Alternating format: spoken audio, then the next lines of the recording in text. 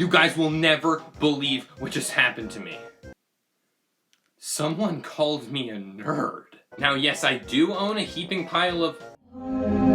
But I'm still cool, I swear! I'm so cool, in fact, I own Chicken Shoot for Wii. Which reminds me, I should get around to playing that.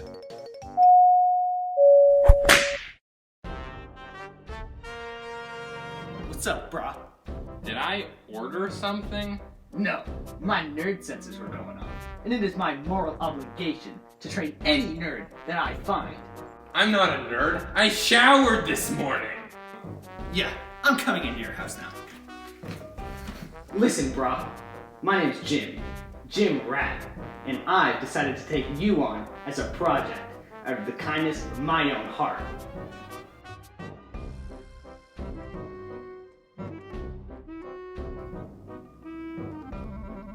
Thank you. You're welcome. So, what level of intensity would you like to start training at? Ooh, your highest intensity. Whatever it is, I know I can take it. You sure about that? Punch Out for Wii? So, you just want me to play a video game?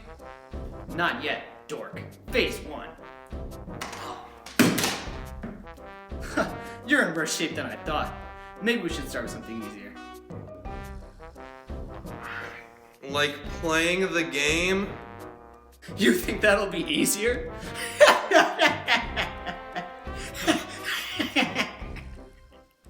Punch-Out!, one of the oldest Nintendo series of all time. Starting in the arcades back in 1984, Little Mac's boxing career was a massive success that quickly spawned multiple sequels. With the release of Super Punch-Out in 1994, the series was looking to be one of Nintendo's all-star IPs alongside Metroid, Kirby, and even Mario. As you can probably guess, this didn't end up happening. The Punch-Out series just kinda fell off the face of the earth at that point. It wasn't until Nintendo created the Virtual Console for the Wii in 2006 that Punch-Out would ever see the light of day again. The original NES title was one of the games re-released on the system for $5. I have to assume this is what gave Nintendo the idea to bring the series back. In 2007, Nintendo published a game by developers Next Level Games called Mario Strikers Charged. After they finished work on that game, Nintendo approached the team with an idea to make a new Punch-Out game that played and looked like a modern interpretation of the NES title.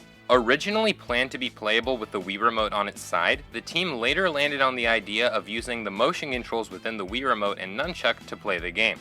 The game would simply be known as Punch-Out like the NES title, no subtitles or anything, which makes telling the difference between these games really hard in conversation. This all brings us to May 18th, 2009, when Punch-Out for Wii released. It received an 87% on Metacritic and sold about 1.27 million copies worldwide. That is a shockingly low number considering how many units the Wii sold and how successful Punch-Out was back in the day. That doesn't mean it was a financial failure or anything, but it definitely underperformed. This is probably the reason Punch-Out hasn't seen any new releases since this game. That's a real shame, as Punch-Out for Wii is a really well-made game. It's also very hard. God damn it! Why do I keep losing? You know, I also double as an anger management coach at a higher fee. First revealed at the Nintendo Media Summit in 2008, the game looked very similar to the final project in 2009.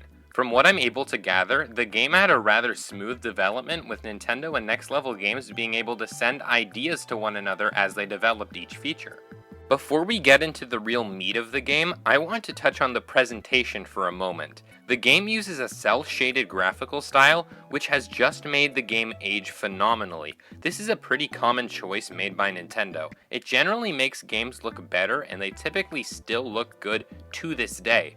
The music in this game is also great. Tons of good tunes, although they're mainly just remixes of the main theme. My favorite part about how this game looks would be the character models.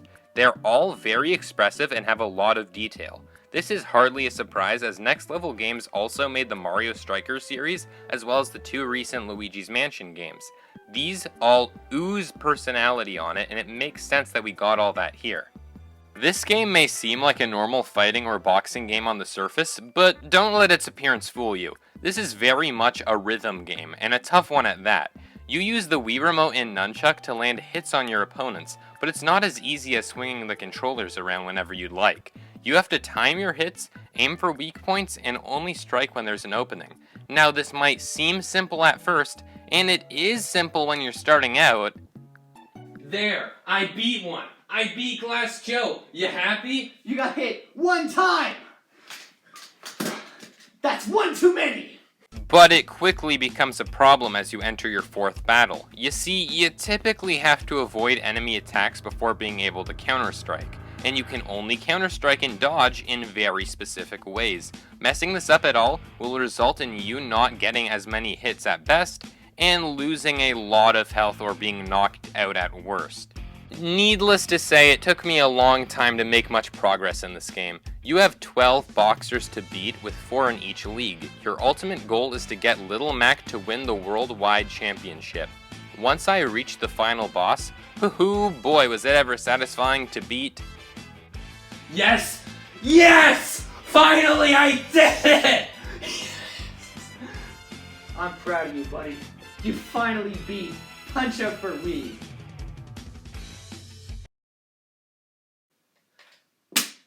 No!